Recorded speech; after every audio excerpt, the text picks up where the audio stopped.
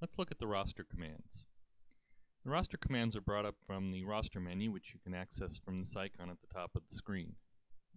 The most important roster command is the view rosters, and that brings up your team roster. Now this can be sortable in many ways. There's an attitude advisory, which tells you about chemistry and how your players feel about their playing time. There's an injury report. We haven't played any games yet, so no injuries yet. A scout overview. This is the view of a very rough view of your players, looking through the eyes of your staff. A personality view, if you have personalities turned on. This looks at some characteristics of players as well as their fan popularity.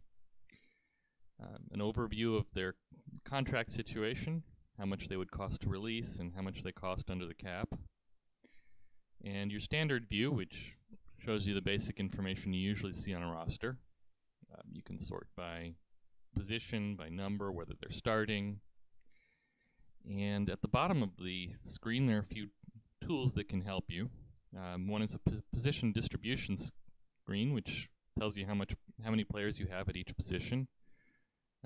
You can see here that we have 9 defensive linemen, but only 6 linebackers. Maybe we would want to obtain another linebacker at some point. The cap needs list, which tells you what your scouts think you need, as well as how much room you have under the cap. In this case, we see that our scouts think we need maybe some upgrades in the offensive line, and most particularly a new offensive or an inside linebacker.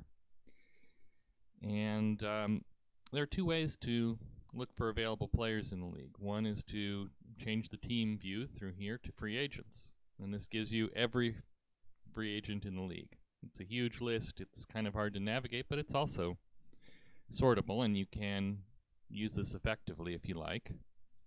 You can even sort on colleges that the players went to if you are looking to have kind of a novelty roster. The other and better way, as I'll go back to the team we're controlling here, the better way to look at it is through recommending a player. This allows you to focus in on exactly what you're looking for. In this case, we'll look for free agents. Maybe we'll look for ones with 4 or more years of experience. We'll focus on the inside linebackers, and we'll base the rank on how well they rush the passer. We'll do a search here, and that shows us 2 suitable inside linebackers with that much experience. Now, when you start a new career, there aren't going to be many veterans available. So let's expand this to anybody, and that gives us a better list, perhaps, to work from. If you see green highlighted here, this means that the player is likely a good fit with your team chemistry. If you see blue, he's a bad fit with your team chemistry. So let's just start off with Sammy Chapman here. He looks like he might become an okay player. So we'll just offer him a quick contract. Since this is the off season, not a free agency situation, he'll probably take exactly what he's looking for. There's no competition.